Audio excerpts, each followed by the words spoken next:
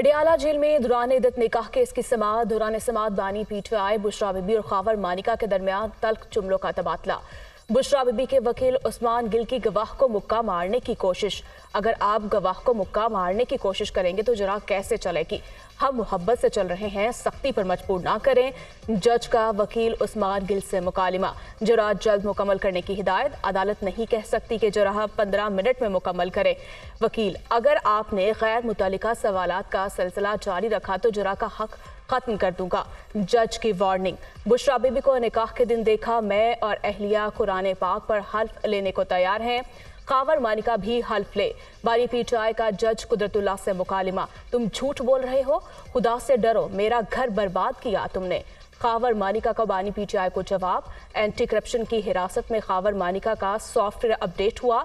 बानी पीटीआई का इल्जाम। ये दुरुस्त है कि मैंने एंटी करप्शन के मुकदमे से रिहा होने के 10 दिन बाद शिकायत फाइल की। ये भी दुरुस्त है कि 2018 से नवंबर 2023 तक इस जुर्म से मुतालिक कोई शिकायत दर्ज नहीं करवाई।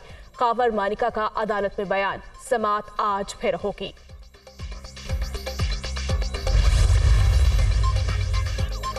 बुशरा बीबी की बेवफाई की वजह से मेरी एक बेटी को तलाक हो गई। बानी पीटीआई ने मेरा हंसता बसता घर तबाह कर दिया।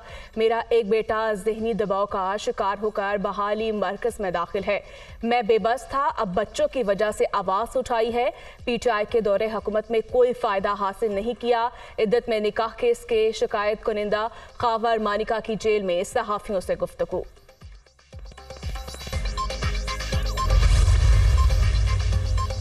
बानी पीटीआई के खिलाफ शायद एक और फैसला आने वाला है। फिर ये हैट्रिक हो जाएगी। जिस तरह ट्रायल चलाया जा रहा है, तारीख में मिसाल नहीं मिलती। बानी पीटीआई कहीं नहीं जा रहे, वो वापस आएंगे। कारकुनों के लिए पैगाम है, पुरअमन रहें और 8 फरवरी को रिजल्ट तक पोलिंग स्टेशन पर मौजूद रहें। बैरिस्टर गौहर खान की मीडिया से गुफ्तगू।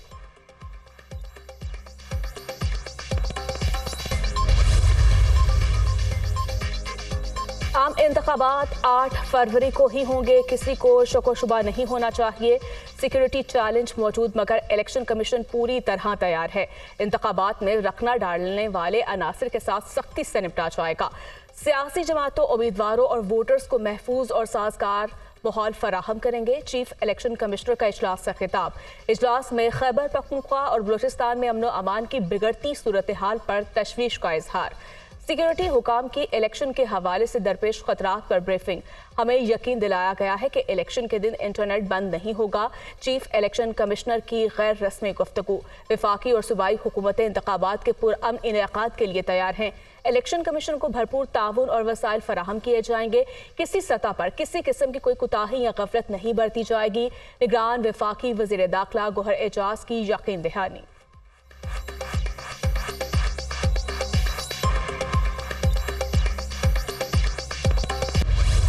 आवाम से झूठे वादे क्यों किए थे?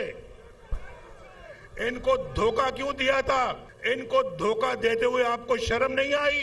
और बाद में क्या दिया? ना नौकरी, ना घर, ना रोजगार, ना कोई और। 10 साल उनकी सूबे में हुकूमत रही है। 10 साल।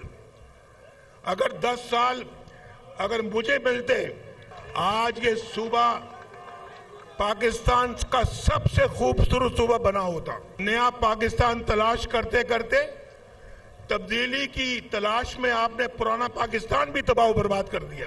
आप मुस्लिम लीग नून को मौका देंगे तो खैबर पख्तूनख्वा की तकदीर बदल देंगे इंशाअल्लाह।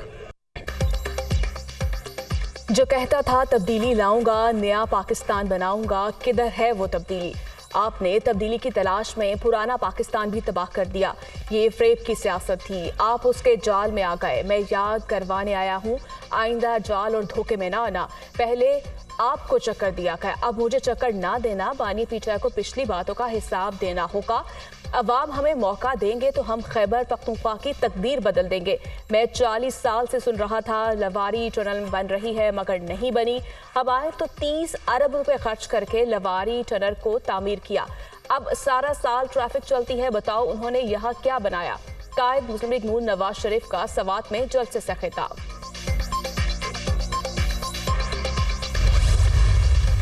किसने लोगों को चोर चोर कहा?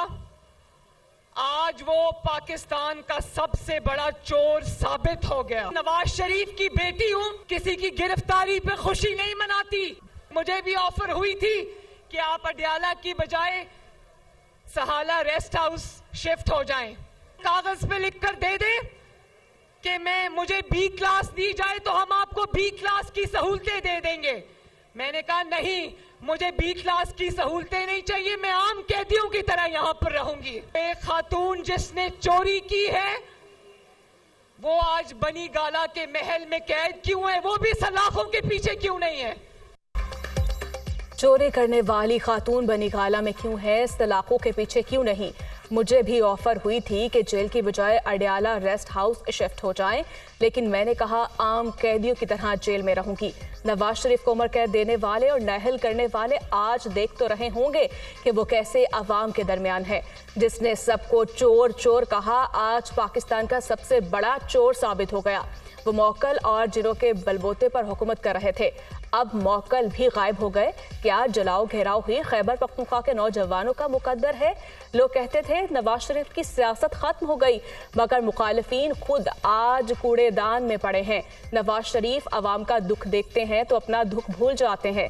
चीफ ऑर्गेनाइजर नून लीग मरियम नवाज का जलसे से खिताब।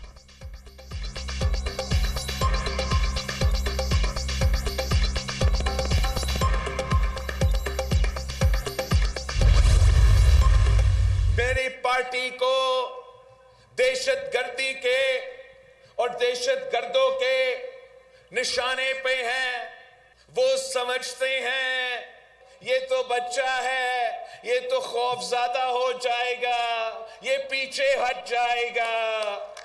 ये इनकी भूल है। हम शहीदों के जमात है, हम बहादुरों के जमात है, हम गैरतमंदों के जमात है। हमारा सर कट तो सकता है मगर किसी दहशतगर्द के सामने झुक नहीं सकता।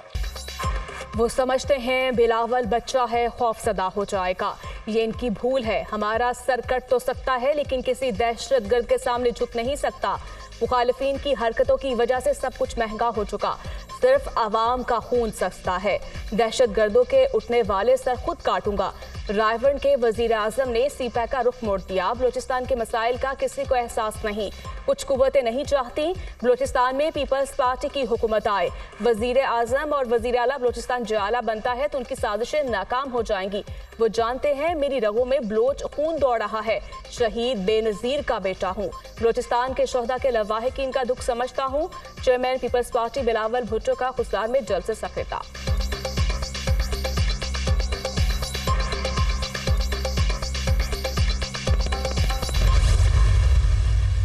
बानी पीटीआई और Shah Mahmood Qureshi official secret act के तहत मुजरिम साबित हुए। दोनों ने जानबूझकर झूठ बोला। मुल्जिमान ने छुपन छुपाई का खेल खेला और कार्रवाई को मजाक समझा। ये एक ओपन एंड शट केस है। रियासत के अखराजात पर डिफेंस काउंसिल दिए गए। बगैर शको शुबा के इस्तगासा के साबित करने में कामयाब रहा। जो सबूत अदालत में पेश किए गए वो नाकाबिले तरदीद हैं। बानी पीटीआई ने साइफर वजारत खारजा को वापस नहीं भेजा। साइफर के मुआवने से दिगर ममालिक के साथ ताल्लुकात पर असर पड़ा। समाअत के दौरान वकला सफाई गैर संजीदा दिखाई दिए। जज अबू हसनात जुल्करनैन ने साइफर केस का तफसीली फैसला जारी कर दिया। 17 माह की तहकीकात से साबित हुआ साइफर केस ताखीर से दायर नहीं किया। दौरान समाअत बानी पीटीआई ने हमदर्दियां लेने के लिए बेजारो मददगार बनने की कोशिश की। बानी पीटीआई की जिम्मेदारी थी बतौर वजीर आजम साइफर वापस भिजवाते। उन्होंने अब तक कॉपी वापस नहीं की। बानी पीटीआई ने मकामी गैर मुल्की और सोशल मीडिया पर साइफर की बात की। आजम खान ने कई बार बानी पीटीआई को मुतनबे किया। आजम खान का बयान सच्चाई पर मबनी था जिसने प्रोसिक्यूशन के दलाइल को मजबूत किया। तफसीली फैसले का मतन।